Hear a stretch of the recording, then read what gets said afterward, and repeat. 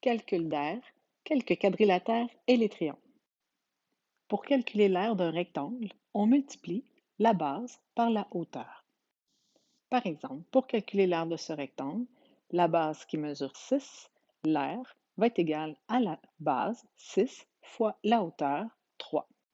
J'ai donc 3 rangées de 6 ou 6 colonnes de 3, ce qui me fait 18 petits carrés. Je peux dire que l'aire de ce rectangle est égale à 18 cm². La formule pour calculer l'aire d'un rectangle, l'aire est égale à la base fois la hauteur, je vais pouvoir le simplifier en disant que A, au lieu d'écrire R, égale B au lieu de base, multiplié par H au lieu de hauteur. Pour le carré, on peut utiliser la même formule que pour le rectangle, c'est-à-dire l'aire est égale à la base fois la hauteur. Comme la base et la hauteur dans ce cas-ci ont la même mesure, puisque le carré, tous ses côtés mesurent la même chose, mais je vais pouvoir utiliser la même lettre. Donc, au lieu d'utiliser base et hauteur, je vais juste parler de côté, la mesure du côté du carré. L'aire est égal à côté fois côté. Je peux simplifier en disant que l'aire est égal à C fois C, et C fois C, c'est la même chose que C au carré. Si je te demande de calculer l'aire de ce carré, dont la mesure du côté est 7 mm, l'aire est égale à 7 au carré, c'est-à-dire 49 mm². Pour calculer l'aire du triangle, on peut partir de la formule du rectangle, puisque, si tu remarques ici, chaque triangle peut être une moitié de rectangle.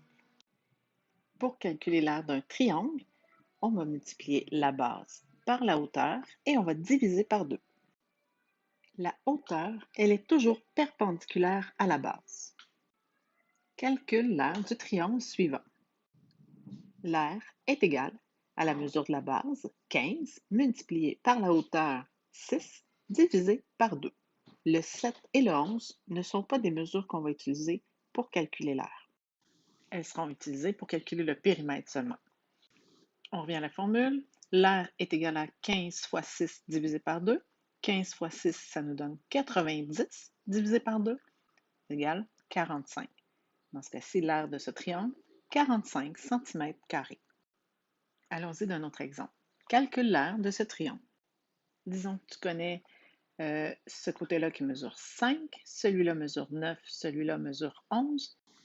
Tu sais que la formule pour calculer l'aire du triangle, c'est la base multipliée par la hauteur divisée par 2. J'aurai donc besoin ici d'une hauteur. La hauteur est toujours perpendiculaire à la base. Donc, dans un triangle, il y a 3 bases, donc il y aurait 3 hauteurs possibles. Dans ce cas-ci, je vais prendre celle par rapport à la base qui mesure 5 mètres. J'ai toutes les informations.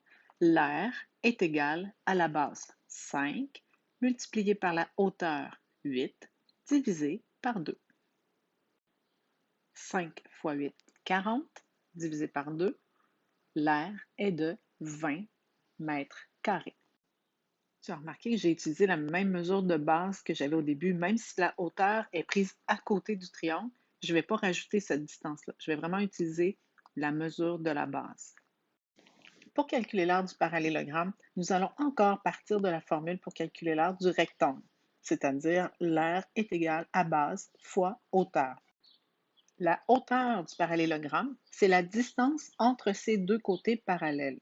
Donc, faites attention, la hauteur, ce n'est pas la même chose que la mesure du côté.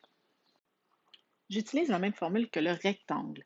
Remarque que le petit triangle qui est ici a la même superficie que le petit triangle qui est ici. Que je le mette à gauche ou à droite, il prend la même place. Donc, tu remarques que l'aire du parallélogramme, c'est la même chose que le rectangle. Calcule l'aire du parallélogramme suivant.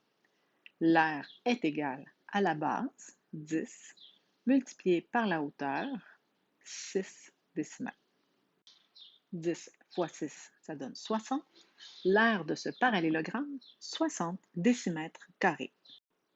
Pour calculer l'aire du losange, nous allons aussi partir de l'aire du rectangle. Donc la formule, l'aire égale la base fois la hauteur.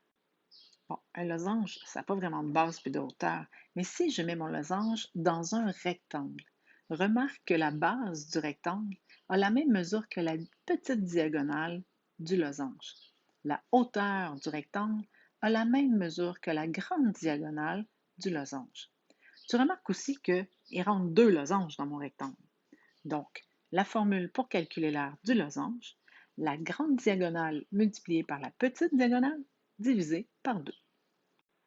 Calcule l'aire du losange suivant si la petite diagonale mesure 10 cm et que la grande diagonale mesure 12 cm. L'aire égale la grande diagonale qui mesure 12 cm multiplié par la petite diagonale qui mesure 10 cm divisé par 2.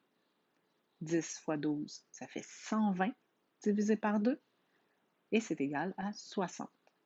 L'aire du losange, 60 cm². Repartons encore une fois de la formule pour calculer l'aire du rectangle. Cette fois-ci, on veut calculer l'aire du trapèze. Sur mon trapèze, il y a la grande base, il y a la petite base, qui sont les deux côtés parallèles. Il y a un côté, un autre côté, qui sont les deux autres côtés qui ne sont pas parallèles. Et la hauteur, c'est la distance entre les deux côtés parallèles. Je t'explique d'où vient la formule pour calculer l'aire du trapèze. En fait, on a collé deux trapèzes un à côté de l'autre et regarde ce que ça donne. Est-ce que tu reconnais le parallélogramme?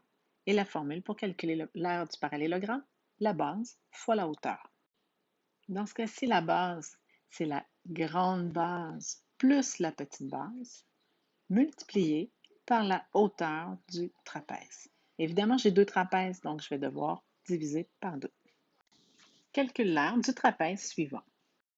La grande base mesure 25 décimètres, la petite base mesure 20 décimètres, le plus petit côté mesure 12, l'autre côté mesure 17 décimètres et la hauteur 10 décimètres.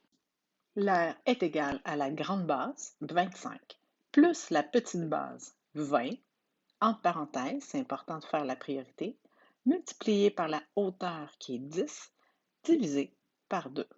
Le côté qui mesure 17 et le côté qui mesure 12 ne sont pas utiles pour calculer l'aire. 25 plus 20, je commence par faire la priorité, c'est ma parenthèse.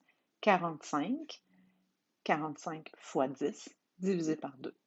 45 fois 10, ça fait 450, divisé par 2. L'aire, 225. Donc, l'aire du trapèze, 225 décimètres carrés.